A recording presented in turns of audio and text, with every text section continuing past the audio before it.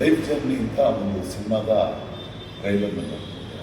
ಅದು ಡೈರೆಕ್ಟರ್ ರಂಜಿತ್ ಕುಮಾರ್, ಆ್ಯಕ್ಟರ್ಗಳು ಅಪ್ಪು ಮತ್ತು ಶ್ವೇತಾ. ಹೊಸ ಹುಡುಗರ ತುಂಬ ಲವಲವಿಕೆ ಇದೆ.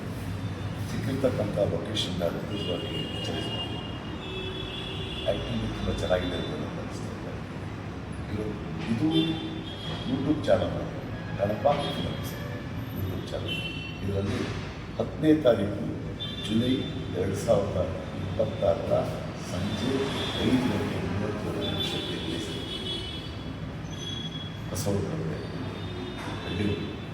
ಅವರಿಬ್ಬರು ಸಹ ತುಂಬ ಪ್ರೀತಿ ಮತ್ತು ಚೇತನ ಪ್ರಾರಂಭಿಸಿದ ಸಿನಿಮಾ ಎಲ್ಲರೂ ನಾನು ಪ್ರೋತ್ಸಾಹಿಸಿ ನಮ್ಮ ಅಭಿಪ್ರಾಯ.